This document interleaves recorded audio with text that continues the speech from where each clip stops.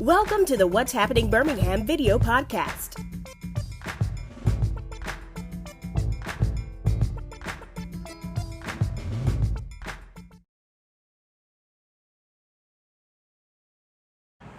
Hello everyone, this is Jarvis Escott with What's Happening in Birmingham. Today I have the honor and pleasure being with the World Games 2021 CEO, Nick Sellers. Thank you for coming on the podcast today. Thanks, man. Thank you for having me. Great.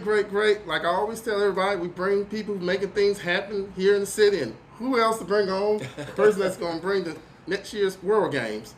So thank you for coming on today, Mr. Sellers. I'm really happy to be on. I appreciate you visiting with me and giving us the chance to talk about it. Great. So he's come on today to give us a little community update on where the city is as far as the planning for this great games that's coming up next year, which I like to say we are 503 days away. 503, man. I had to pop a Tums when I went into that Red Mountain Expressway this morning. We're getting a little closer every day. All right. Got a lot of work to do. Yes, and I told him before the interview where the Magic City turns into the World City. So that's a new slogan. I love it. It's so true. I mean, how many chances in life do you get to walk out into your backyard and see the world? You may not get another chance in a lifetime. I don't think I will. So this truly is a once-in-a-lifetime opportunity, Jarvis. When you're talking about 3,600 plus world-class athletes, these are Olympic-level athletes, over 1,500 credentialed media that will be here in Birmingham, Alabama to tell the story of a new, beautiful Birmingham. Oh, yes.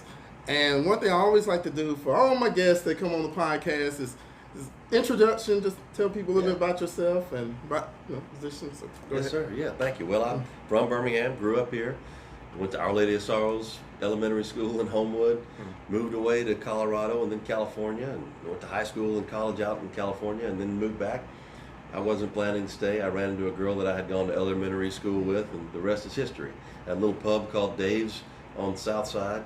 Okay, I know. You know Dave's? Yeah. I was an overnight DJ at Magic 96, which is Birmingham's biggest variety of music, and always in long 30-minute music sweeps.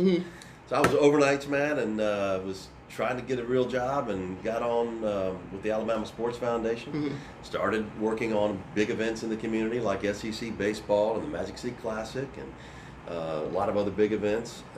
And that got me into, believe it or not, into politics. I worked then for the Business Council of Alabama. I went to work for Governor Sigelman. I was his policy advisor for 2 years. It was a wonderful time.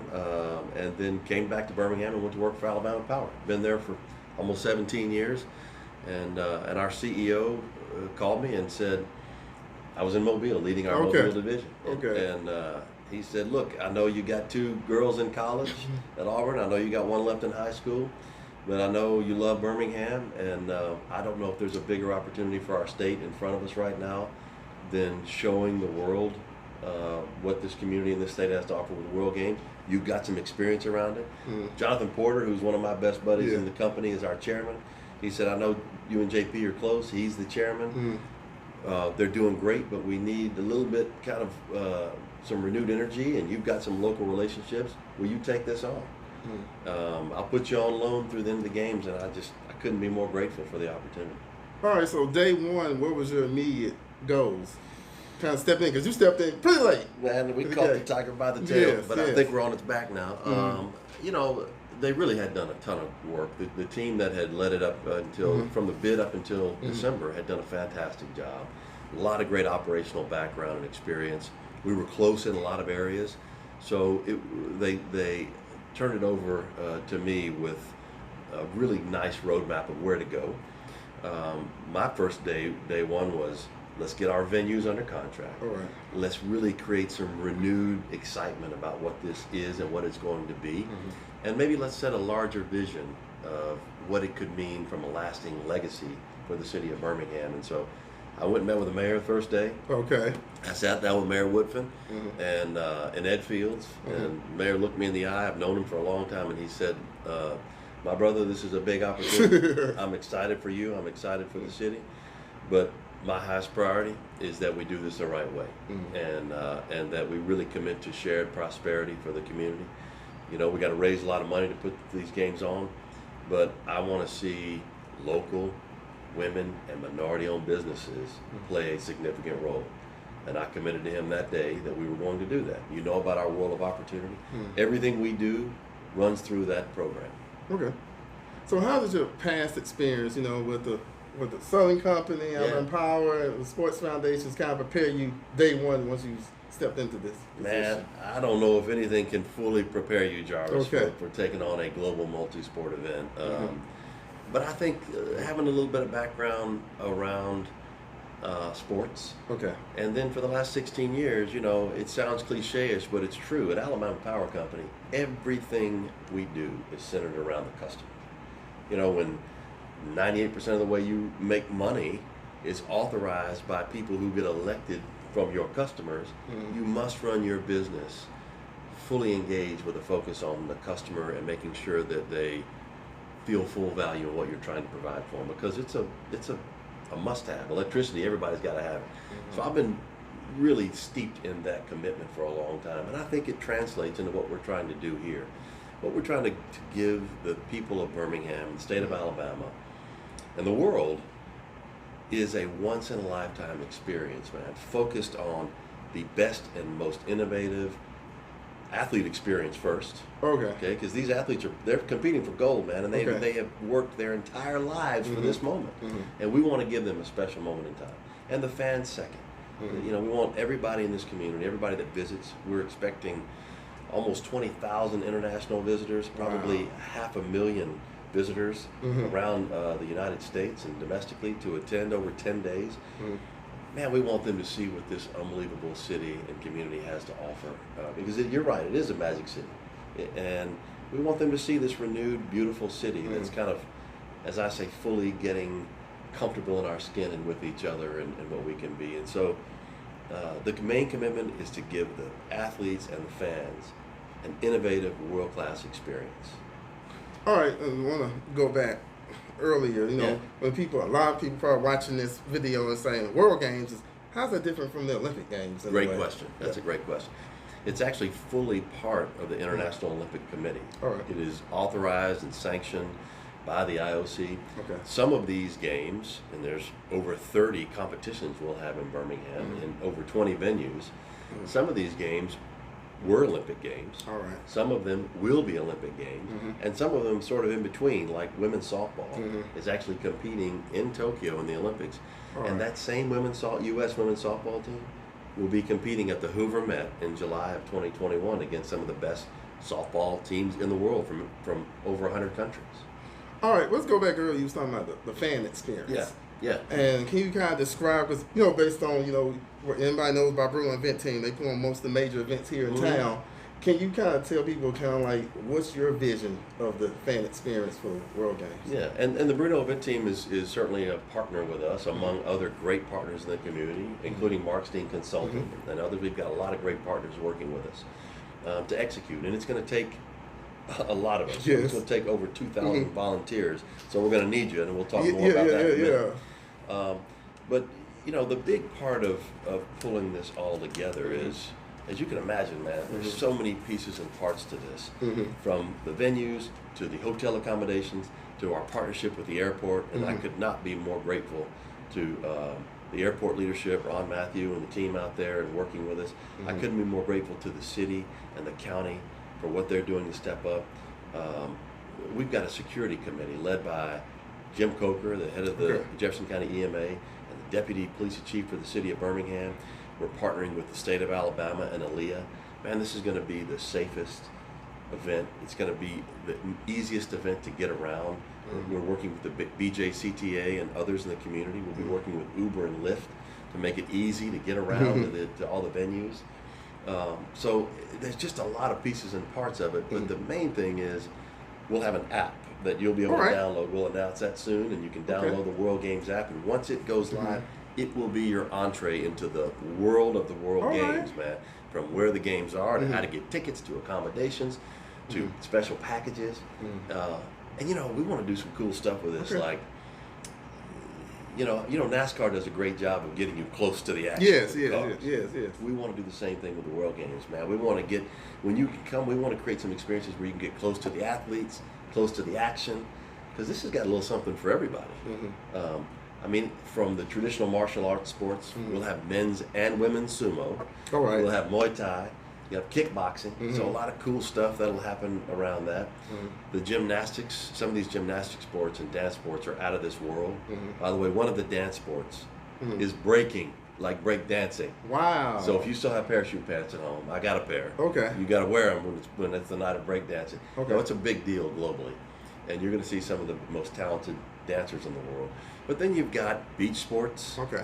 Fistball, and you've got unbelievable water sports. At Oak Mountain, we'll have water ski jumping. Okay. We'll have wakeboarding, lacrosse, which is huge. Okay. I mentioned softball. Here's some other cool stuff, man. All right. Drone racing. Drone racing? Out of Barber Motorsports Wow. Park. Drone racing is Okay. one of these global competitions. Okay.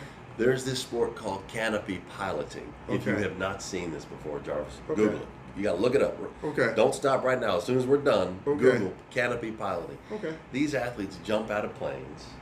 We got to build this long water runway at Barber Motorsports Park, and they brave the elements, and they've got to come down and slide across this water obstacle course and land at a precision point. Wow. So music playing, fast paced. We'll have all that going on. Okay. And then at night, we got 10 nights, man. Railroad Park, totally free to the public. We'll have concerts. We'll have food. It'll be where you can meet the athletes and see the athlete of the day. It is truly going to be the world's biggest sports party. I really hate, but I gotta jump this question. What Yeah. would be the economic impact behind this? That's World really a Games? good question. The University of Alabama did a sort of a rough overview of what they expect based on attendance and based on the investment in the community, and just based on what they call the multiplier effect of spending money, visitors spending money in restaurants and in hotels. And they estimate over $200 million of economic impact Wow. from this World Games, from 10 days of visitors from all over coming to Birmingham. All right, so let's jump into volunteer opportunities. Yeah. Because, like you said, putting on this massive event, you're going to need a lot of volunteers. So what type of opportunities are... We're going to need over 2,000 volunteers. Wow. Okay. I mean, it's a... So when I tell people we need you to lean in, folks, I'm not just, that's not just, hyperbole. We need you here. We need you to lean in. This is a special moment in time for the community. And when I say it's a once-in-a-lifetime experience, this hasn't been in the U.S. since 1981, which was the first World Games. So we'll be celebrating the 40th anniversary, and it's the first time it's been back since 1981. Okay. So it's been Poland, Cali, Colombia. It's been in Japan. It's been all over the world. Okay. It goes to Chengdu, China next in 2025. Wow. That's a small little town of about 18 million people. Oh, wow. We got about 1 million in Birmingham. Okay. So we're going to need volunteers, Jarvis, as you can imagine, in so many different areas. And we're going to encourage churches and scout groups and community groups and Rotary clubs and just individuals who want to do something with their family or individually to get involved and be a part of history. We'll need you, all components, from the venues to helping support us on the merchandise side to helping to support us, just really put on a world-class event and show all of these fans and spectators the hospitality that we know Birmingham can deliver. All right, so let's talk about fundraising. Yeah. So... Man, I talk about that a lot right now. Okay. So who are some of the partners, some of your goals so far for fundraising for the World Games? Well, outside, as I mentioned, the city and Birmingham, the state of Alabama, and Jefferson County have all stepped up big. As big as they've stepped up, the majority of the money we're going to raise is private dollars, corporate sponsor dollars, okay? So already corporations, and these are the corporations that care about this community and always find a way to step up, from Regions banks to Protectives, Medical Properties Trusts, Alabama Power Company. I can go on and on about the corporations who have already played at Blue Cross Blue Shield, UAB. UAB is $1.5 million commitment, and a lot of that is just providing their time and talents and venues, because a lot of these venues will be at UAB. So we get to present the economic engine for downtown, man. I mean, that's what's helping make us the medical capital of the South, is UAB. And we get to showcase that to the world. But all of those are in right now as major sponsors. We're gonna have to raise over $50 million all in to turn this, to really show a world-class event. So we're going to Alabama corporations outside of Birmingham. We're going to Mobile, you know, that's our front porch to the world, the Port of Alabama. We're going to Huntsville with all of the aerospace corporations and technology corporations there. And then we're going all over the Southeast. And we're going to Atlanta. There's a ton of big corporations there. We're going to Nashville, Jacksonville, Charlotte, Memphis, New Orleans, trying to talk to all of those corporations, principally around the Southeast first, but that have a regional or a global presence, about why it's important to associate with the World Games and really showcase not only Alabama, but the Southeast and the world, what we have here. All right, I know you mentioned earlier about business and vending opportunities. Yeah. Where are we at with that as far as businesses signing up for the World Opportunity Database? And also, y'all check out the video I did with Marcus and Glenda for more information, but just a little bit more update, from your end. Yeah, and you bring up a good point. And I definitely want to give some kudos and thanks to Marcus Lundy from Regions Bank and Glenda Thomas from Alabama Power Company. They're two dynamic leaders. They really understand this community, and they have been wonderful leaders of our World of Opportunity program, which is our whole program for our supplier diversity. But it's really our whole program for our vendors, okay? We have hundreds already in the database. Right now we're trying to assort them in various areas where we may need the support. From the retails, sort of the merchandise areas, the event support, to the security, to the logistics, the operations, the construction support. There's going to be a lot of different areas where we're going to need support, partnerships. And we'll do that directly. We'll do it indirectly through our Tier 1 providers. We have asked all of our Tier 1 suppliers to commit to the same commitment we have, which is a minimum of 35% of our available spend to be with local, minority, women-owned firms. And we've already got some good stories to tell about it. We've got some exciting stories coming up to tell. We have a local woman minority-owned firm that is going to be a Tier 1 supplier to produce our opening and closing ceremonies and our region's World Game Plaza. Well, let's talk about the opening ceremonies. Yeah. People always look at that, when they look at the Olympics, that's what most people tune in just to see, the trumpets, the glare, and all that. So can't tell you more about just kind of your early visions and ideas for it? I can tell you a little bit, but I really don't want to give away some of the surprise that's coming, but I will tell you this. It will be everything that you would expect from a global opening ceremonies event, from the A-list acts to the pomp and circumstance to the pyrotechnics and the laser shows. It's going to be pretty special. And the early storyboards that we've seen will blow you away. And it will, I think, parallel the beauty that a community goes through in sort of finding its way, and the struggles and the fire that a community goes through to ultimately become world-class. And that of a world-class athlete, and the fire and the struggle that a world-class athlete goes through to find out who they are and to keep pushing forward and to hopefully ultimately win a gold medal. And so it's going to be really neat. So can we tell what the location will be? Oh, yes. Yes, sir. It will be opening and closing ceremonies. They're going to be at Legion Field. So, and I'm going to tell you, the old gray lady, we're going to make her as beautiful as she's ever been. The look and decor is going to be fantastic. The ease of getting in and out is going to be great. We're working on every detail of that.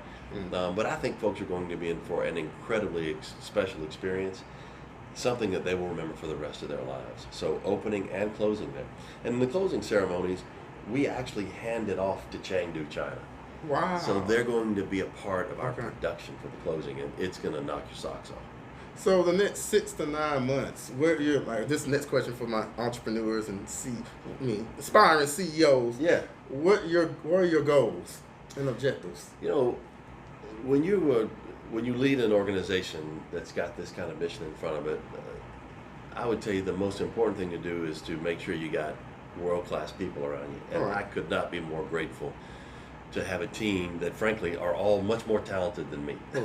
And so my goal is to help establish the vision of what we're trying to achieve, which is a once-in-a-lifetime experience, putting Birmingham on an international stage, the likes of which we've never done before, and leaving a legacy of what we've done that helps provide uplift to this beautiful city, and where we're going with innovation and with medical and all the things we're trying to do with these young entrepreneurs. But once you do that, And then you establish goals for each one of those areas. Okay. Operations, sales and marketing, social media and digital, Okay. you know, all those various components, the event management of it.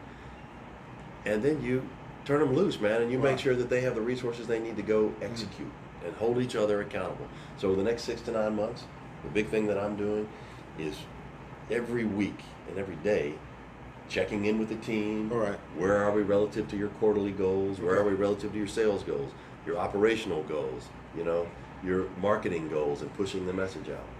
You've seen some of the TV probably and the media and the billboards we're doing around town. That's our phase 1, 90 days. All right. The next 90 days we'll be in Huntsville and we'll be in All right. Mobile and surrounding areas. The next 90 days we'll grow more regionally across the Southeast. Okay. And ultimately we'll have a lot of global marketing as well about why they want to come to Birmingham.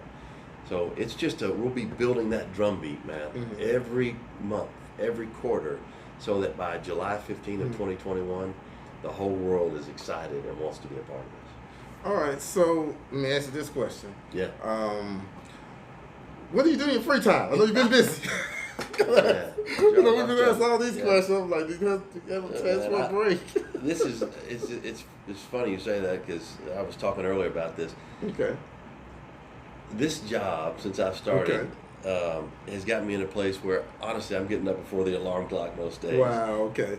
It's always with excitement. It's Okay. sometimes with just a hint of fear. Okay. But Okay. that fear is a motivator if you can harness it the right way. And so, you know, the fear is, are we really doing everything we can do to make this special for the community? Because that's Okay. what matters to me. I know it's what matters to Mayor Woodfin. I know it's what matters to our sponsors. And we want to deliver that, you know. Okay. But so I spend a lot of time thinking about it. But honestly, it's a ton of fun. I mean, how many chances do you get to be a part of something? Yes, it's this once in a special, lifetime. you know. But I got 2 girls at Auburn. I got a son at home that's playing baseball and football, and so when I'm not here, I'm at a baseball game, or Right. I'm at a 7-on-7 football game, or and then my wife Julie and I, we love going to Lakeview. We love going to Uptown. We love going to Bamboo on Second. All right. You know, we love going to Lou's, where my cousin Mike Copry owns it. All right. So we just like being around Birmingham, man. We love this city. We love it. So, like I want to say, final thoughts before we get to final thoughts. Where can they go to find out about all this great information? Yeah, thank you. The website is theworldgames2021.com. So spell it out, theworldgames2021.com. Or if you Google World Games 2021, we'll pop up. Click on there. It will give you all of the details of where we are and where we're going. Look, we've got 3 preview events this year, okay? Right. So we'll have a preview event in July. Fist Ball at Birmingham Southern. We'll be marketing those tickets coming soon. In October, we have powerlifting, Wow. junior powerlifting championships will be here. Okay.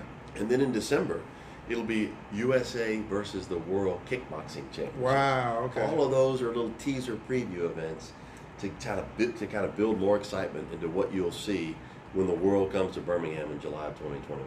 All right. So, any final thoughts you want to give the community? Yeah, I just want to, first of all, thank you, man, for caring enough to give us this opportunity to share the good news.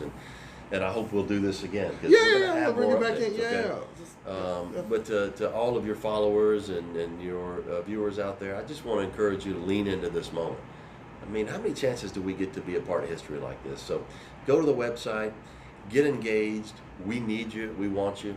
And let's all lean in together in this moment and make this something special that we remember for the rest of our lives. And another thing I want to mention, if you local business owners, this is an opportunity to market your business on a global marketing scale that you never ever get the opportunity again. Yeah. So definitely go and fill out the database. If you need help filling it out, We'll help you. Yes. So We'll help you. just don't miss this opportunity. Nick, thank you so much for Thank you, coming my on. friend. Thanks for You having know, I feel like with BFFs, just mention that. Thanks, man. I used to go with days back in the day. Yeah. Thank you all for watching the videos today. Please check out what'shappenedbirmingham.com for more videos. And don't forget to subscribe to my YouTube channel. Thank you all again and have a great day. Bye-bye. Thank you for watching the What's Happening Birmingham video podcast. Please check out our website, app, or subscribe to our YouTube channel for the latest videos today.